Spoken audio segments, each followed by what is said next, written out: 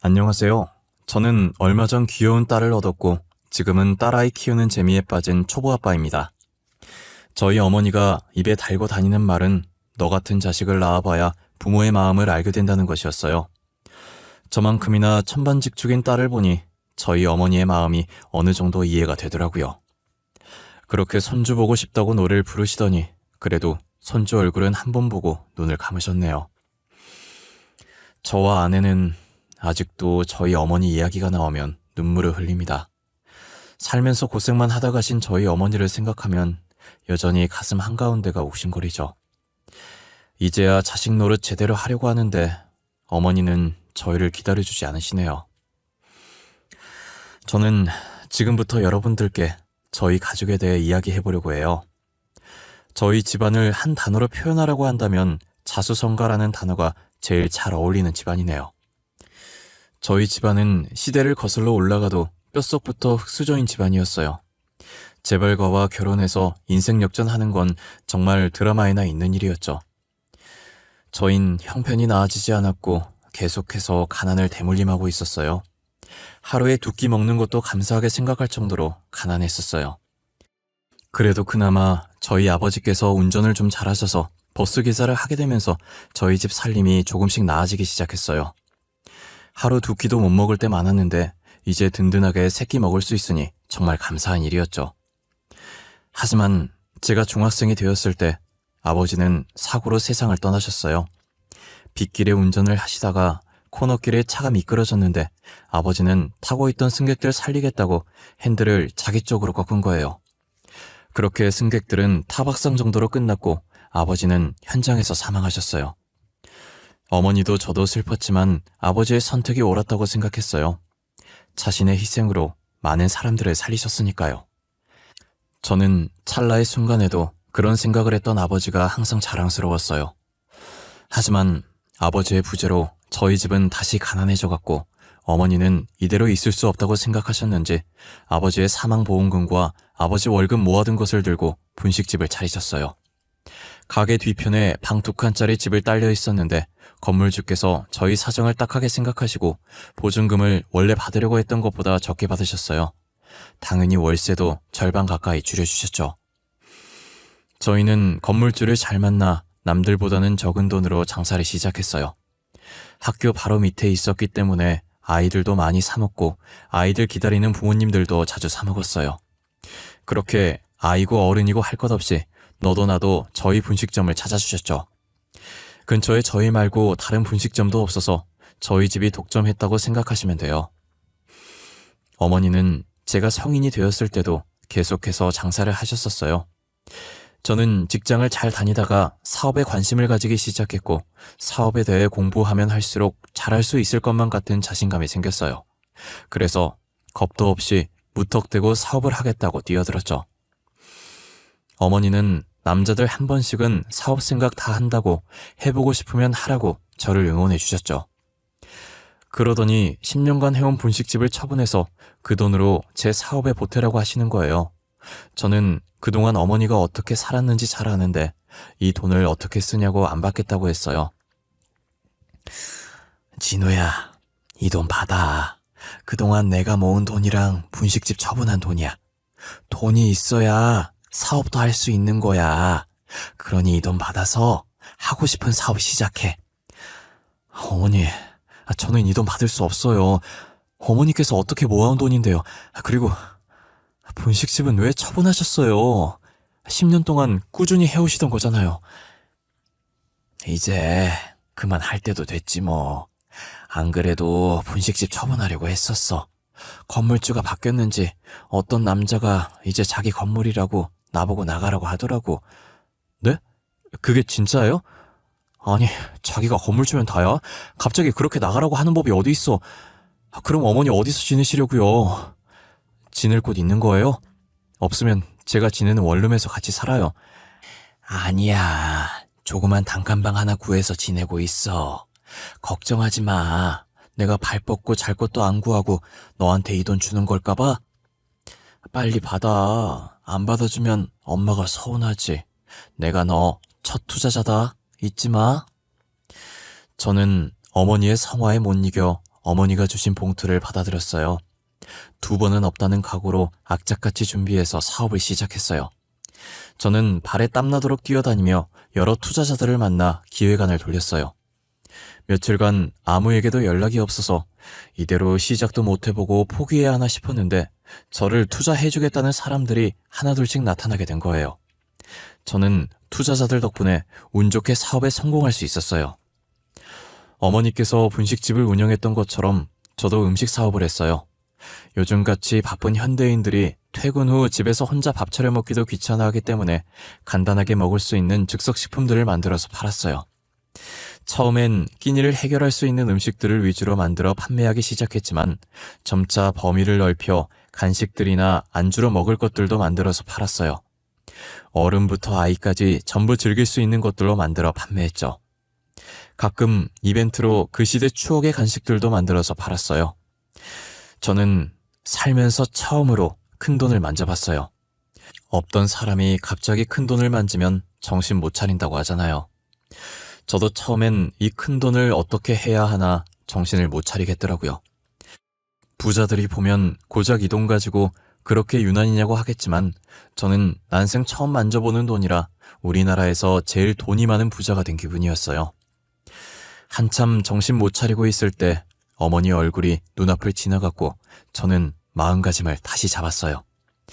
사람 일이라는 게 언제 어디서 어떤 일이 생길지 모르는 것이니 어머니께 받았었던 돈은 다시 돌려드리고 나머지는 모아두기로 했어요. 저는 큰 돈을 만지면서도 사업에 성공했다는 실감이 들지 않았는데 같은 업계 기업가들과 만남이 잦아지면서 서서히 실감을 하기 시작했어요. 평소에 저 혼자 알고 있던 대표들도 실제로 만나 인사하게 되니 이게 꿈인가 생시인가 구분이 잘 되지 않아 괜히 볼도 꼬집어보고 그랬어요. 이분들과 제가 감히 어깨를 나란히 해도 되는 건지 이렇게 말을 섞어도 되는 건지 오만 가지 생각을 하면서 속으로 얼마나 호들갑을 떨었는지 몰라요. 그분들과 인사하면서 악수하는데 손끝이 찌릿찌릿했어요. 그래도 처음이 어색하지 몇 번 그런 모임에 참석하고 나니 나름 적응이 되더라고요. 아무래도 사업을 하려면 인맥이 있어야 해서 귀찮아도 인맥을 쌓기 위해 모임을 빠지지 않고 나갔어요. 경험이 쌓이면서 시야도 넓어지고 긴장도 되지 않았고 천천히 주변을 둘러보는 여유도 생겼죠. 그래도 몇 번 나갔다고 사람들이 저를 하나둘씩 알아보기 시작하더라고요. 항상 제가 먼저 가서 인사하고 말 걸었는데 이젠 제게 먼저 말 걸어주시는 분들도 계셨어요. 역시 말을 해보니 원래 부자였던 사람이랑 이제 돈 조금 만져본 사람이랑은 확실히 달랐어요. 그분들과 제가 사는 세계는 정말 천지 차이더라고요. 저는 그 사이에서 주눅들 뻔했지만 모르는 건 모른다고 당당하게 나가기로 했어요. 모르는 걸 사실대로 말하고 새롭게 배우는 건 창피한 일이 아니잖아요. 용기가 없어서 모르는 걸 모른다고 하지 못하는 게 창피한 일이죠. 저는 모임에서 많은 것을 배웠고 또 특별한 인연을 만났어요. 그 인연은 바로 유명한 기업의 딸이자 지금 제 아내인데요. 아내는 당시 제가 재벌가들 사이에서 기죽지 않고 몰랐다고 또 하나 배워간다고 말하는 모습이 너무 당당해 보이고 보기 좋았대요. 보통은 기 죽이려고 일부러 하는 말들이어서 그들의 기에 눌려 주눅들기 마련인데 제가 오히려 능글맞게 웃으면서 당당하게 대처하니 멋있었다더라고요. 다른 사람들과는 다르다는 느낌을 받았고 그런 제게 반해서 적극적으로 대시를 했다고 하더라고요. 아내는 중요한 자리일 때만 부모님 얼굴에 먹칠하지 않으려고 명품으로 빼입고 다니지만 평소에는 부잣집 딸이라는 걸 까먹을 만큼 수수하게 지냈어요. 먹는 것도 고급진 레스토랑보다는 길거리 음식들을 더 좋아했죠. 떡볶이를 먹을 때 얼마나 행복해하는지 몰라요. 언제부터 떡볶이를 좋아했냐고 물으니 기억은 잘 안 나는데 중학생 때부터인 것 같대요. 비교적 최근에 장모님께서 돌아가셨는데 돌아가시기 전까지는 가끔 떡볶이를 사들고 집에 왔었대요. 그때 먹었던 떡볶이가 지금까지 먹었던 떡볶이 중에 제일 맛있었다고 하더라고요. 아내는 제게 이야기하면서 돌아가신 장모님이 생각난 건지 눈가가 촉촉해지더라고요. 저와 비슷한 아픔이 있는 아내를 제가 평생 보듬어주고 싶었어요. 아내의 가정사만 듣는 건 예의가 아닌 것 같아서 제 가정사도 이야기해줬어요. 아버지가 버스 기사셨는데 사고로 돌아가셨고 어머니는 최근까지 분식집 하다가 그만두셨다고요. 아내와 저는 서로의 아픔을 누구보다 잘 이해하고 보듬어 주었어요. 저희는 남은 인생 함께 하자는 약속을 했고 결혼을 허락받기 위해 양가 부모님을 찾아갔어요. 어머니는 제가 좋으면 좋은 거라고 별다른 말 없이 흔쾌히 결혼을 허락해 주셨고 장인어른은 당연히 저희 집안을 마음에 안 들어 하셔서 결혼을 허락하지 않으셨어요. 같은 사업하는 사람으로서 집안이 얼마나 중요한지 잘 알지 않냐고 하시면서요. 저는 너무 잘 알기에 장인어른 말에 아무 말도 할 수가 없었어요. 제가 아무런 말도 못하자 늘 차분하고 조용하던 아내가 나서더라고요. 결혼은 제가 하고 싶은 사람이랑 하고 싶어요. 지금까지 아버지가 원하는 대로 다 했잖아요. 결혼만큼은 제가 하고 싶은 대로 하게 해주시면 안 돼요? 그래, 하고 싶은 사람이랑 해. 나는 하지 말라고 말린 적 없어. 대신 집안 괜찮은 사람들 중에 하고 싶은 사람을 고르란 말이야. 그게 그렇게 어려운 일이니? 네, 저한테는 어려운 일이에요. 사랑하지도 않는 사람과 어떻게 결혼해요? 아버지는 하실 수 있겠지만 저는 절대 할 수 없어요. 그러니 말리지 마세요. 네가 그렇게 나온다면야 말리지 않겠다. 너희 결혼해. 대신 너가 선택해야 할 것이야. 가진 것 없이 이제 막 회사 세운 저자를 선택할 건지 아니면 이 아비를 선택할 건지. 저는 진우 씨 선택할게요. 더 이상 아버지 소나기에 휘둘리고 싶지 않아요. 그동안 감사했습니다. 결혼식에는 안 오셔도 돼요. 저희들이 손잡고 입장할 거라 아버지 없어도 되거든요. 아내는 장인어른께 쌀쌀맞게 대답하더니 제 손목을 잡고 나왔어요. 한참을 걷다가 제 손목을 놓더니 한숨을 푹 쉬더라고요. 이런 모습 보여서 미안하고 이런 대우받게 해서 미안하다면서요. 저는 괜찮다고 예상하고 있었다고 아무렇지 않게 대답했어요. 장인어른께서 허락하실 때까지 기다려보는 게 어떠냐고 조심스럽게 물으니 절대 대답을 번복할 사람이 아니라고 단호하게 말하더군요. 다시는 안 보면 된다고 어차피 아버지에 대한 정이 없었다고 하면서요. 저는 아내가 저렇게 단호하게 말한 적이 처음이라 아무 말도 할 수 없었어요. 아내는 빈말이 아니었는지 정말 장인어른과 연을 끊었고 결혼을 할 때도 청첩장을 드리지 않았어요. 신랑 신부 입장도 따로 하지 않고 아내가 장인어른께 말한 대로 동시에 입장을 했어요. 저는 아내의 기분이 걱정이 되었지만 아내는 걱정했던 것보다 괜찮았고 마냥 해맑게 웃고 있었어요. 아내의 웃는 모습을 보고 아내만 행복하면 됐다며 저도 괜한 걱정하지 말자고 생각했죠. 저희는 결혼 후 어느 신혼부부보다 행복했어요. 제 사업도 계속 잘 되고 있었고 아내와도 한 번도 싸운 적이 없었죠. 그리고 무엇보다 저희 어머니와 아내 사이가 굉장히 좋았어요. 아내가 저희 어머니를 많이 존경하고 진심으로 좋아해줬거든요. 하지만 1년 후 한순간에 모든 것이 바뀌어버렸어요. 어느 날 갑자기 제가 만든 음식에 벌레나 철 같은 이물질이 나왔다는 문의글이 폭주하더니 다들 환불을 하고 저희 제품을 불매하겠다고 난리인 거예요. 고객들은 무작정 저희 회사로 물건을 다시 돌려보내고 돈 달라고 회사까지 찾아왔어요. 저는 영문도 모른 채 일단 환불을 다 해드렸고 어떻게 된 건지 원인을 찾아봤어요. SNS를 뒤져보니 어떤 사람이 증거 사진도 없이 저희 제품을 먹는데 벌레가 나왔다는 둥, 철 같은 게 나왔다는 둥 구구절절 자신이 피해 입었다며 글을 썼더라고요. 그 글을 본 사람들이 더럽다고 안 먹겠다고 환불해달라며 난리를 친 거였어요.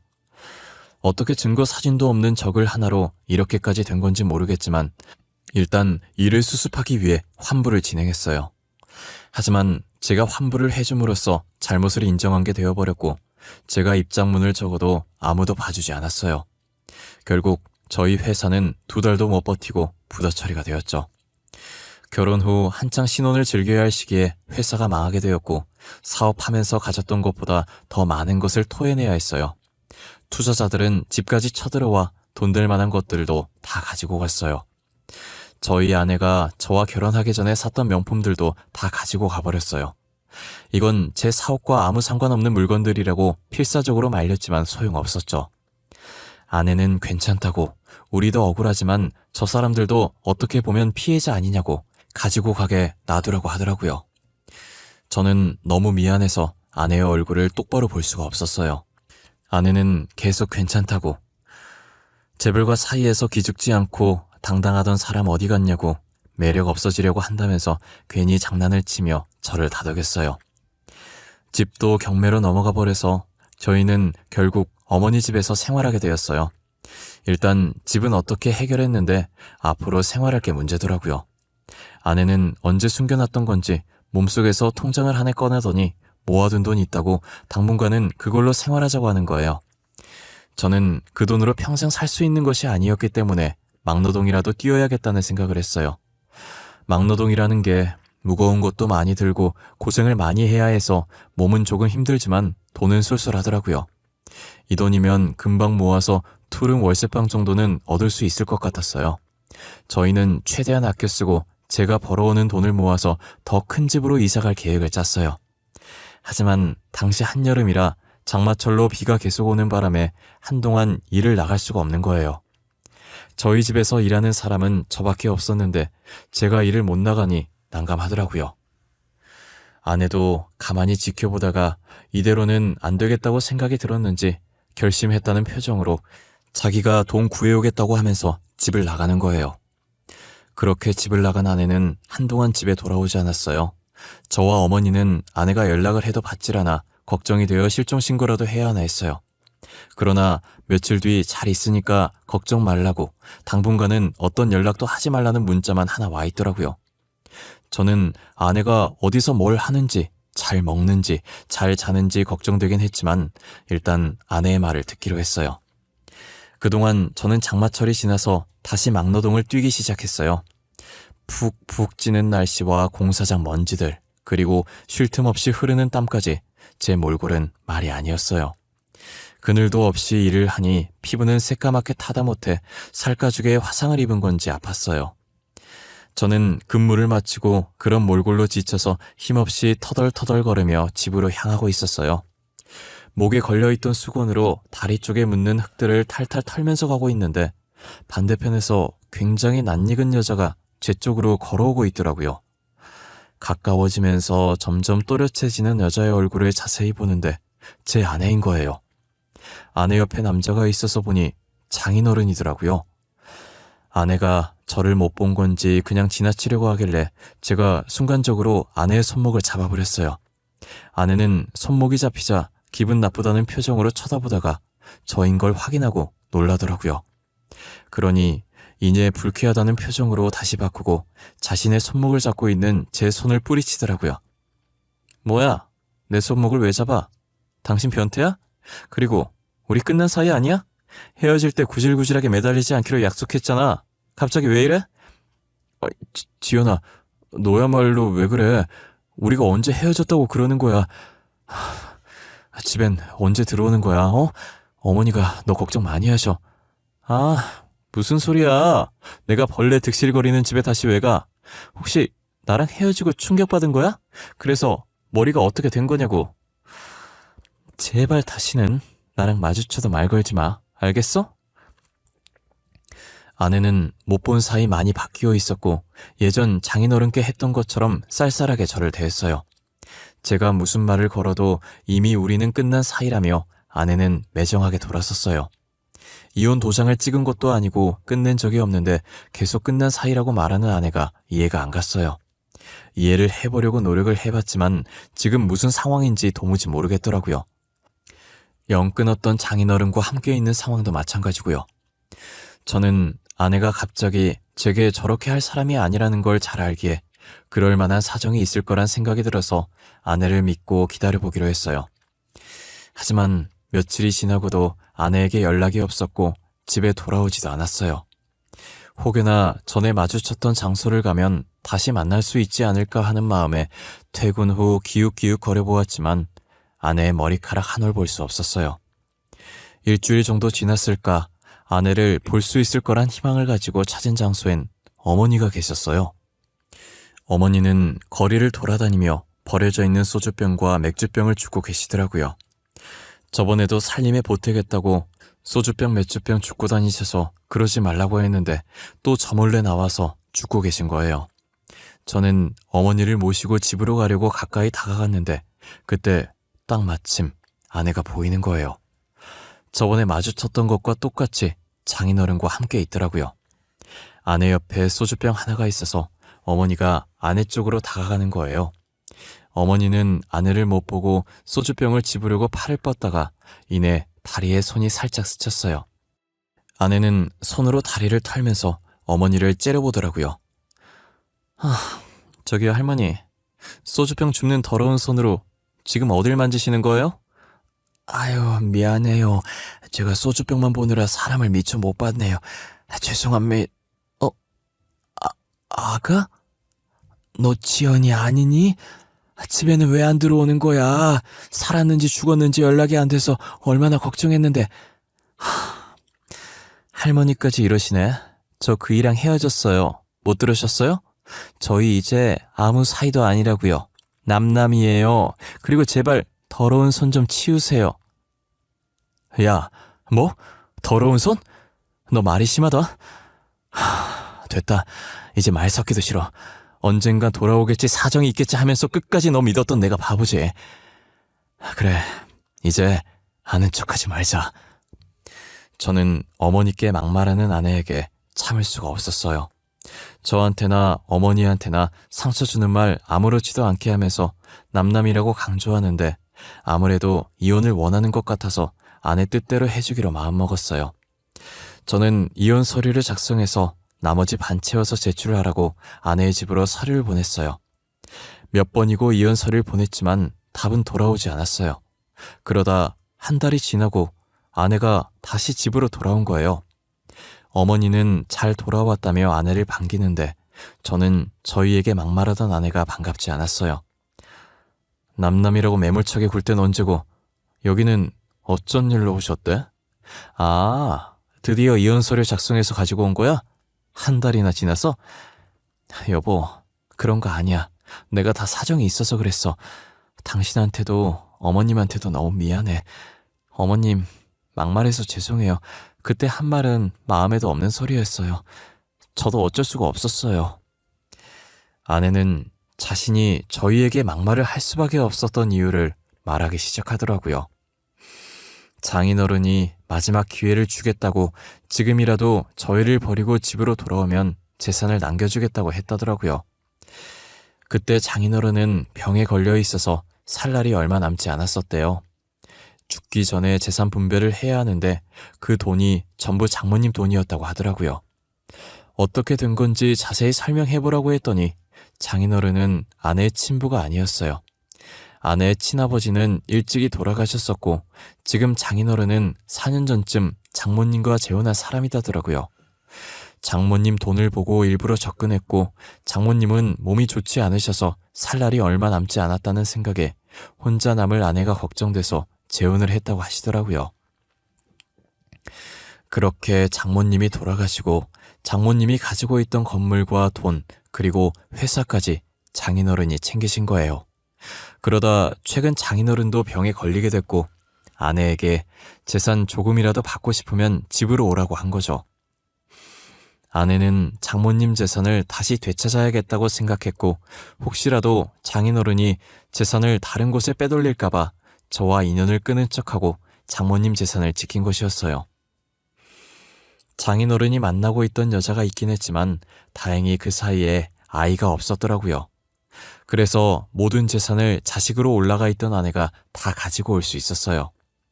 모든 재산을 상속받고 나서 다시 저희 앞에 나타난 거죠.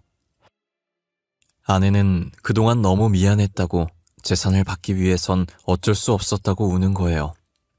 아내는 어머니 손 절대 안 더럽다고 열심히 사신 흔적이 있는 손이 어떻게 더럽냐고 멋진 손이라고 했고 제게는 절대 헤어질 수 없다고 저 같은 사람은 어떻게 다시 만나냐며 울면서 이혼하기 싫다고 했대요. 저는 아내의 어깨를 토닥이며 괜찮다고 울지 말라고 다 이해한다고 다독여줬어요. 아내는 이제 더 이상 여기서 살지 않아도 된다고 자신의 본가로 옮기자고 하더라고요. 어머니는 아내의 말에 계속 이곳에서 혼자서 사시겠다고 고집 피우셨어요.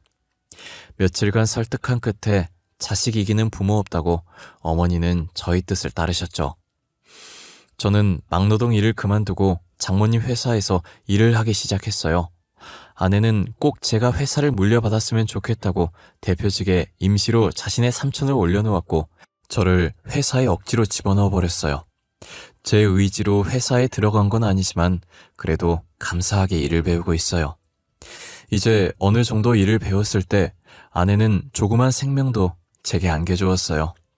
제게 초음파 사진을 내미는데 얼마나 가슴이 벅차던지 입을 떡하니 벌린 채 아무 말이 안 나왔어요. 어머니도 아내의 임신 소식을 들으시고 너무 좋아하셨어요. 아이가 입맛이 아내를 닮았는지 떡볶이가 땡긴다면서 아내가 계속 떡볶이를 찾더라고요. 어머니는 간만에 실력 발휘를 해야겠다며 주방으로 향해서 열심히 떡볶이를 만드셨어요. 아내는 떡을 하나 집어먹더니 조용히 젓가락을 내려놓고 어머니를 쳐다보는 거예요. 그러더니 어떻게 만든 거냐고 예전에 장모님이 사주셨던 떡볶이 맛이랑 똑같다고 하더라고요. 어머님, 이 떡볶이 어떻게 만드셨어요? 저희 엄마 살아계실 때 사오시던 떡볶이 맛이랑 똑같아요. 아유, 그냥 손으로 대충 쓱쓱 만들었지. 사돈이 우리 집 단골 손님 중 한 분이셨나 보네. 3년 전까지만 해도 내가 분식집을 했었거든. 나름 장사도 잘 되고 좋았지. 분식집 하셨다는 얘기 남편한테 들은 적이 있는 것 같아요. 저희 엄마가 어머님 가게에서 사오신 거구나. 어떻게 이런 인연이 다 있지? 세상 참 좁다. 안 그러니? 건물주 사장님이 여자였는데 지금 보니까 너랑 똘 닮았구나. 학교 앞이라 장사 잘 됐었어. 건물주가 남자로 바뀌면서 장사를 접었지만 참 추억이 많은 가게였어. 남자로 바뀌었다고요? 어머님께서 3년 전에 일 그만두셨다고 했으니 어머님 혹시 그 건물 띵띵 초등학교 앞이셨어요? 그럼 저희 엄마 건물인 것 같은데. 알고 보니 어머니께서 장사했던 건물이 장모님 건물이었고 저희에게 인정 베푸셨던 분이 장모님이셨어요. 어떻게 이런 우연이 다 있냐면서 세상이 좁아도 이렇게 좁을 수 있냐며 서로 신기했어요. 그리고 저희 어머니를 가게에서 내쫓은 건 장모님 재산을 가진 장인어른이셨죠. 어머니와 저는 어떻게 건물 가지자마자 그렇게 매정하게 가게 빼라고 할 수 있냐고 괘씸해하고 있는데 아내는 우물쭈물거리면서 말을 할 듯 말 듯 망설이더라고요.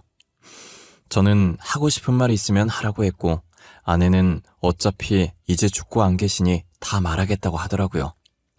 그러더니 제 회사가 망한 것도 다 장인어른 때문이라는 거예요.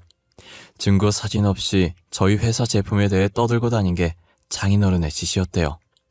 알바를 고용해서 그런 글들을 쓰게 하고 주문했다가 취소시키게 만들었어요. 아내도 다시 집에 들어갔을 때 장인어른에게 직접 들었다고 하더라고요. 우리처럼 힘 있으면 누군가를 한순간에 망하게 할 수 있다고 저들처럼 힘 없으면 당하는 거라고 했대요. 아내는 그 말을 듣고 자기도 아무것도 가진 것 없이 장모님 돈으로 누리고 있으면서 약자들을 괴롭힌다면서 속이 들끓었다고 하더라고요. 하지만 괜히 장인어른 심기 건드렸다가 아무것도 못 얻고 쫓겨날까봐 아무 말도 못했대요. 사람이 어떻게 그렇게까지 못될 수 있나 모르겠어요. 그러니 하늘이 노하셔서 천벌을 받아 병으로 일찍 죽은 거겠죠. 저는 장인어른처럼 살고 싶지 않았고 절대 그렇게 살지 않으리라 마음먹었어요. 지금도 항상 그 마음을 가지고 기부도 많이 하고 보호가 필요한 사람들을 도와드리고 있어요. 이제 지켜줘야 할 아이까지 생겼으니 좋은 아빠, 좋은 남편이 되려고요. 며칠 전 아이가 태어났는데 다행히 아내를 닮아 너무 이쁘더라고요. 하지만 저희는 아이가 태어난 기쁨을 온전히 누리지 못했어요. 저희 어머니께서 아이를 보고 이틀 뒤에 돌아가셨거든요. 어머니께서 당뇨가 있으셨는데 저희한테 짐들까봐 말을 안 하셨더라고요. 그렇게 저희에게 티도 안 내고 혼자서 아파하시다가 주무시면서 돌아가셨어요. 어머니 사망 소식에 저보다 아내가 더 많이 울었어요. 저번에 길거리에서 어머니께 마음에도 없는 소리 한 개 계속 걸렸던 거예요. 너무 죄송하다고, 사랑한다고 말해도 모자랄 시간에 자신이 그랬다면서요. 이미 어머니는 용서하셨지만 자기가 자신을 도무지 용서할 수가 없대요. 아내는 마지막으로 어머니를 보내면서 꼭 저희 자식으로 태어나서 사랑만 받으며 살라고 다시 만나자고 했어요. 지금도 여전히 저희는 어머니를 그리워하고 있어요. 언젠가 저희 자식으로 태어나 주시지 않을까, 그렇게 곁에 다시 와주시지 않을까, 그런 기대로 하루하루를 살아가고 있어요. 제 이야기는 여기서 끝을 내보려고 합니다. 지금까지 저의 긴 이야기를 들어주셔서 감사하고 늘 건강하시길 바랍니다.